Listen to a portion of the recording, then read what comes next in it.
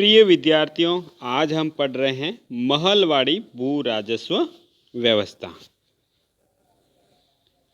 महलवाड़ी भू राजस्व पद्धति उत्तर प्रदेश, मध्य प्रांत, पंजाब में कुछ परिवर्तनों के साथ लागू की गई, जिसके अंतर्गत 30% भूमि आई।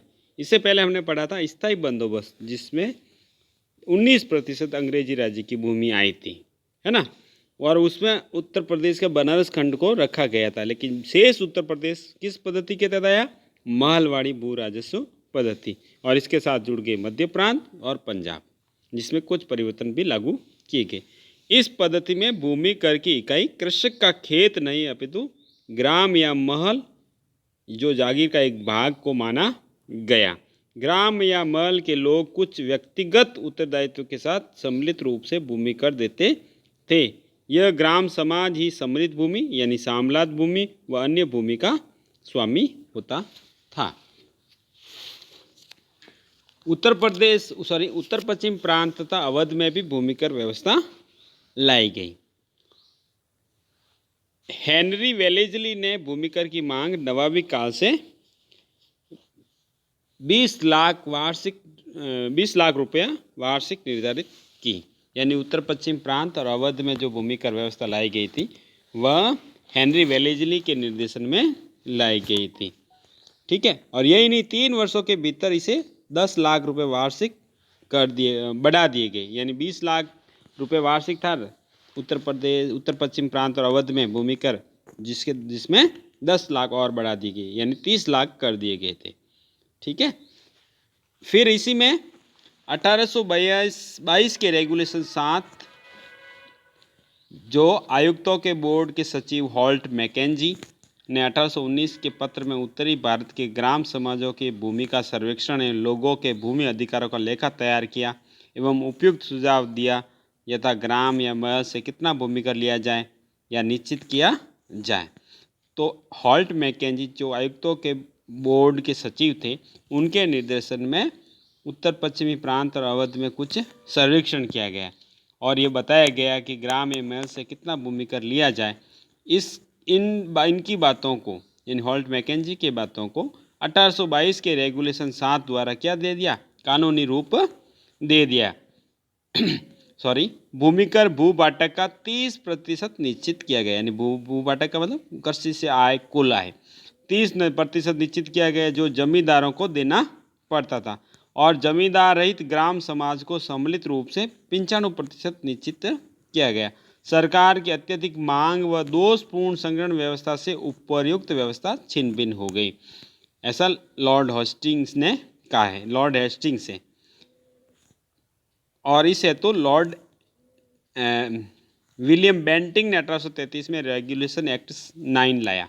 कौन सा? रेगुलेशन एक्ट 9 1833 का। यानी 1822 का रेगुलेशन एक्ट 7 किसके तरह लाया? तो उस समय गवर्नर जनरल थे लॉर्ड हेस्टिंग्स। अब पढ़ते हैं 1833 का रेगुलेशन एक्ट 9, और इसमें मार्टिन बर्ड की भूमि कर व्यवस्था। विलियम बेंटिंग के सरकार ने पहले 1822 की योजना की समीक्षा की, यानी 1822 के रेगुलेशन 7 की, और उसे असफल पाया। तो उसने 1833 के रेगुलेशन 9 पारित किए, और इस दौरान प्रथम बार खेतों के मानचित्रों तथा पंजियों का प्रयोग किया गया। यह योजना मार्टिन बर्ड की देखरेख में लागू की गई। बर्ड ने खेतों की परिधियां निश्चित की गई कि उपजाऊ में बंजर भूमि छांटी गई तथा समस्त भाग का एवं ग्राम का भूमि कर निश्चित किया गया। प्रत्येक ग्राम एवं स्थानीय परिस्थितियों में समायोजन भी इस दौरान किया गया।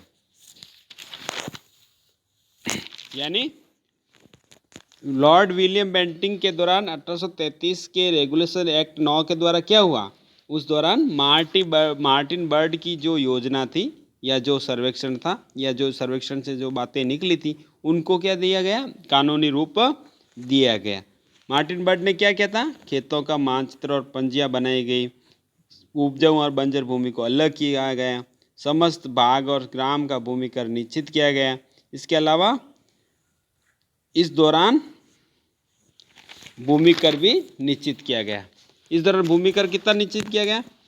बाटक किराए का 66% भाग राज्य सरकार का भाग निश्चित किया गया और यह व्यवस्था 30 वर्ष के लिए निश्चित की गई। यानी मार्टिन बर्ड की जो बातें थी, जो सर्वेक्षण से निकली थी, जिसे रेगुलेशन 1833 के 9 के तहत कानूनी रूप दिया गया, इसमें ये निश्चित हुआ कि 66% भूमि कर या भू राजस्व लिया जाएगा और ये व्यवस्था 30 वर्ष के लिए निश्चित की गई।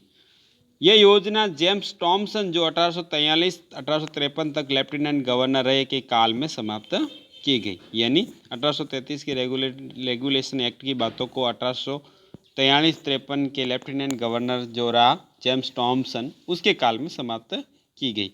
परंतु यह बाटक 66% बहुत अधिक था। यानी जो भूमि कर था वो 66% बहुत अधिक था। इसलिए डलहौजी ने 1835, governor general Dalhousie, Lord Dalhousie ने 1835 में सहारनपुर के नियम के अनुसार 50% भाग का सुझाव दिया। यानी 66% की जगह भू राजस्व कितना लिया जाना चाहिए? 50%। किसने कहा? वायसराय लॉर्ड डलहौजी ने 1855 में सहारनपुर के नियम के अनुसार, लेकिन इसे लागू भी नहीं किया गया। इसी दोषपूर्ण व्यवस्था से 1857-58 के विद्रोह में इन्हीं क्षेत्र के कृषक अधिकतर सम्मिलित हुए, खासकर अवध क्षेत्र के कृषक, जिसमें महलवाड़ी भू राजस्व पद्धति थी, जहां भू राजस्व 66% तक लिया जाता था।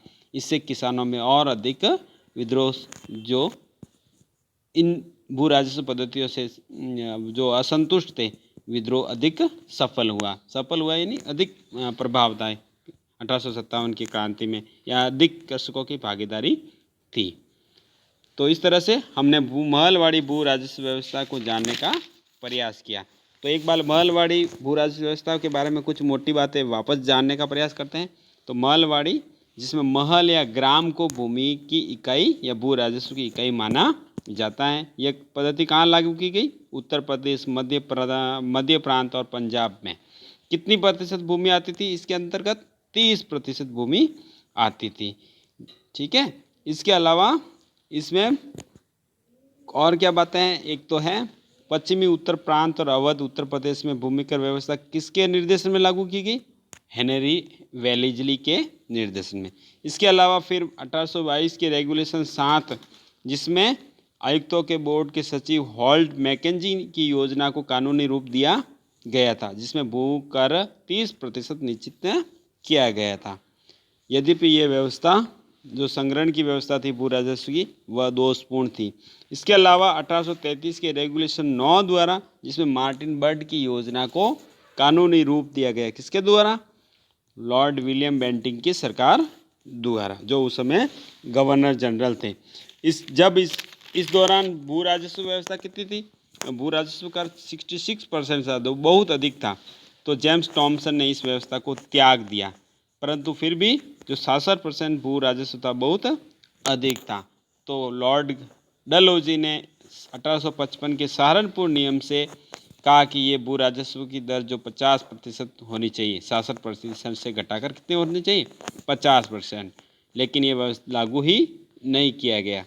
इसी दोषपूर्ण व्यवस्था के दौरान या व्यवस्था से 1857-58 के विद्रोह में इन्हीं क्षेत्रों यानी अवध क्षेत्र के कृषक अधिकतर सम्मिलित हुए। धन्यवाद।